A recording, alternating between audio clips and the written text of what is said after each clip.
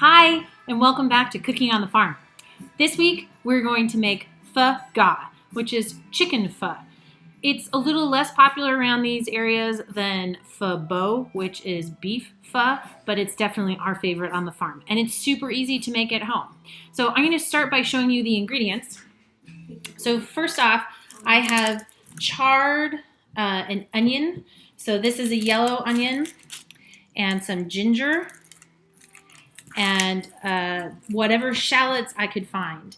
Now, the recipe I like calls for lots and lots and lots of shallots, but as times are in this quarantine kitchen, we work with what we have. So I used 3 shallots, a really big, this was a lot bigger, it shrunk and got nice and charred on the grill, and just an onion. And that'll do just great.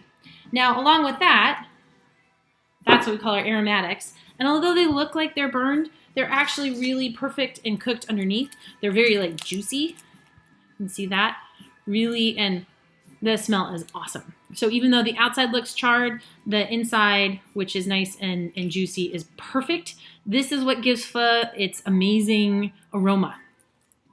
Now we also have a chicken, just whatever chicken you can find at the grocery store right now, a whole chicken. And what's really great about this is the chicken's gonna make the broth, and then we're gonna have really wonderfully flavored chicken, and we could make something like some chicken banh mi's afterwards. We can put a little bit of the chicken back into the soup. It'll be super delicious, but this will make plenty for a whole batch of the soup and then some.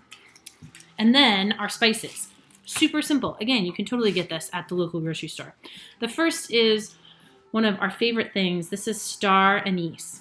And this is has a very distinct licoricey smell to it. Just a few of these is all you need. And there's an old wives' tale that says if you keep at least one whole one in your house at all times, you will have good luck. And then we also have cinnamon. So a whole cinnamon stick. You don't have to be picky, find whatever you've got, but you want it to be a stick, not powder. And then a little bit of sugar and a little bit of fish sauce.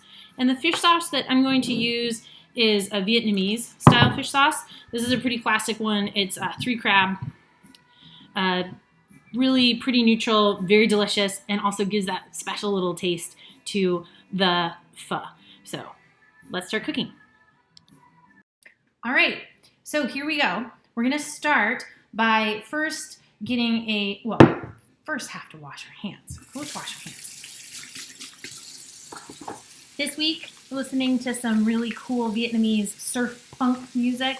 The band is called Dengue Fever, but it's not contagious. I hope you're all staying really healthy right now and clean and getting outside when you can and eating good food. Okay, my hands are clean. I'm going to start a pot of cold water, and I'm going to open up the chicken, and we're going to do a trick with making really good broth. And that is, we're going to start out by putting the chicken in the pot of cold water, bring it up to a boil, turn it off, dump that water out, rinse off the chicken with cold water, and then repeat the process. You really don't lose a lot of flavor. And that first boil is going to take away a lot of impurities that otherwise would make a broth that is not crystal clear, and we want a crystal clear broth for pho. So we've got our pot of water. Now I'm going to open up my chicken.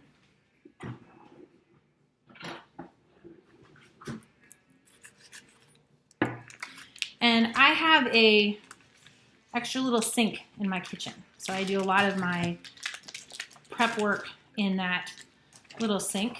If you don't have a little sink, that's okay.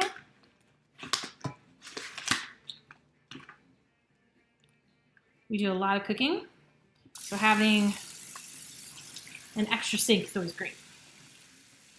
Quick rinse of the chicken.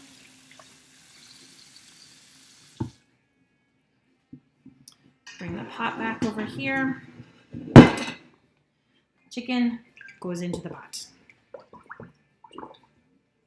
I'm going to bring that to a boil. I'm going to wash my hands again because I just touched the chicken. I'm going to bring that to a boil, shut it off, drain it, wash the chicken, and then check back when we're ready to build the broth for real. Hi, welcome back. The chicken has come to a boil. We've rinsed it and we've drained all the water off. We washed off the chicken, and it's crazy. You'll see this if you do this at home with a chicken broth. When you bring it to a boil, you get a lot of foam. That's the kind of protein, and we don't want that. That's going to cloud our broth. So we've cleaned that out, started over, and now we have our chicken in the pot with just water. I'm going to add some salt to that, a healthy amount, because I want the chicken to have some flavor.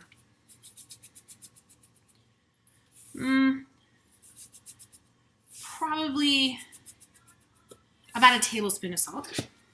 And then I'm going to add my other ingredients. So as soon as this comes back up to a boil and we're really starting to cook, I'm going to add in our 1 cinnamon stick. I'm going to add in 1, 2, 3, 4 of the star anise. And then I'm going to add in just whole, just after they've been grilled, our ginger,